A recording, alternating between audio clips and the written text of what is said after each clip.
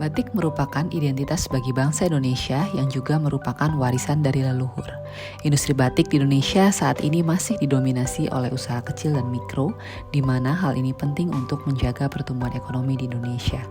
Namun, industri batik ternyata menjadi salah satu penyebab tingginya tingkat pencemaran air, di mana hal ini berasal dari limbah pewarna tekstil dalam produksi batik.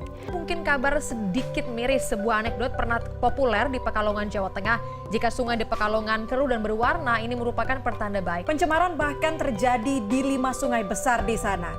Berdasarkan data yang tercatat oleh Dinas Lingkungan Hidup Pekalongan, ribuan industri mikrobatik di Pekalongan menghasilkan limbah cair hingga mencapai 5 juta liter per harinya.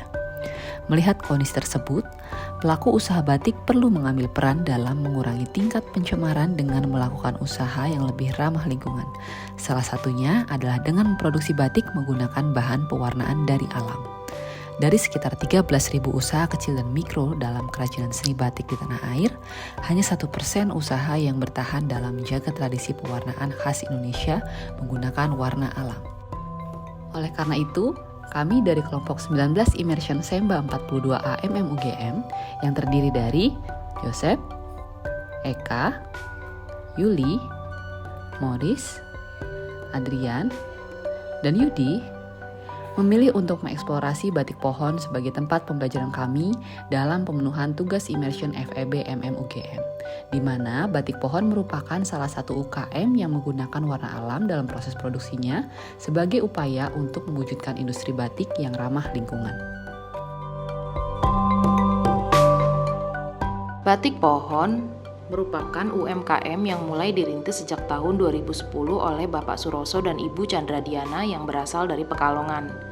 Batik pohon merupakan usaha yang berfokus pada pembuatan batik dengan memanfaatkan keindahan warna alam yang menjunjung tinggi konservasi lingkungan, konservasi budaya, dan perekonomian. Batik pohon menggunakan bahan pewarna yang secara tradisional memang diperoleh di banyak tempat di Indonesia. Contoh pewarna yang kita gunakan adalah untuk warna biru menggunakan tanaman indigo vera. Ini jenis indigo vera subfruticosa, penghasil warna biru yang difermentasi, kemudian direduksi dan bisa digunakan untuk mencelup atau mewarnai batik, menghasilkan batik warna alam dengan warna biru. Produk-produk yang ditawarkan seperti batik tulis warna alam, pakaian jadi dengan batik motif tambal dan pewarna dari bahan alam yang bisa kita temui. Produk-produk tersebut ada di Departemen Store Sarinah Jakarta, Terminal 3 Bandara Soekarno-Hatta, dan Bandara Ngurah Rai Denpasar. Sedangkan workshop dan outletnya sendiri berada di Cilandak Timur, Jakarta. Saat ini, batik pohon memiliki pangsa pasar khusus di mana konsumen produk batik pohon adalah orang yang paham dengan value dari batik itu sendiri. Target utamanya kira-kira kalau mau dibuat segmentasi itu kira-kira lebih ke kelas A, B, dan A sih sebenarnya.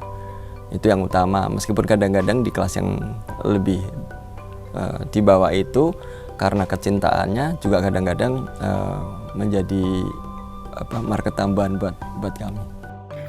Oleh karena itu, mereka tidak segan-segan untuk membayar lebih tinggi untuk kain batik dengan pewarnaan alam ini. Batik warna alam dinilai dari cerita dan makna yang tergandung di dalam setiap helai kain yang diproduksi. Kami selalu berusaha untuk bercerita tentang karakteristik produk kami dari sisi ketradisional motifnya sampai ke ketradisionalan dalam hal pewarnaannya. Dimulai dari proses pembuatan desain hingga bahan baku serta teknik pewarnaan yang digunakan. Namun cerita di balik batik pohon ini masih disampaikan secara lisan oleh pemilik kepada konsumennya, sehingga diperlukan dokumentasi atas cerita batik ini agar dapat tersampaikan dengan baik. Oleh karena itu, kami dari kelompok 19 akan mengeksplorasi bisnis model dan strategi marketing yang optimal untuk mendukung bisnis dari batik pohon. Batik tulis, batik tradisional, batik yang syarat dengan muatan lokal, warisan budaya asli bangsa Indonesia. Hasil dari analisis bisnis model, diketahui bahwa nilai per posisi yang ditonjolkan dari bisnis batik pohon adalah keindahan kain batik tradisional melalui warna alam dan keindahan warna alami indigo, didukung dengan program edukasi dan kolaborasi dengan pengrajin untuk menghasilkan batik warna alam dengan kualitas tinggi. Yang membedakan di sini adalah batik pohon menjunjung tinggi penanaman nilai luhur konservasi budaya, lingkungan, dan perekonomian melalui batik tradisional Indonesia.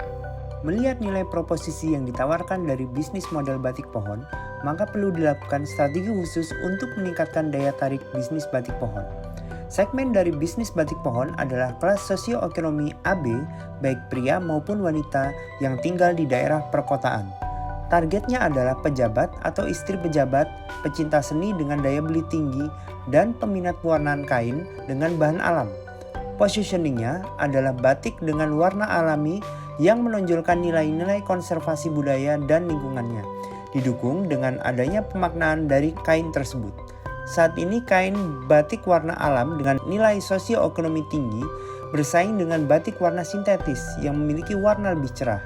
Oleh karena itu, kami mengusulkan untuk dilakukan upaya antara lain strategi optimasi channel media sosial, strategi optimasi program edukasi batik pohon, strategi optimasi komunikasi konten produk batik pohon.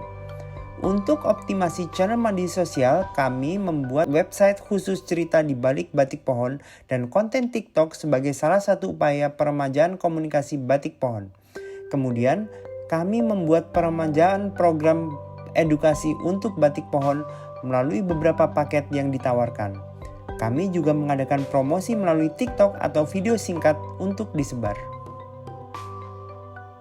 Kami dari kelompok 19 Immersion berharap semoga kontribusi kami dapat bermanfaat bagi batik pohon, bagi orang lain, dan dapat menginspirasi bangsa Indonesia. Terima kasih.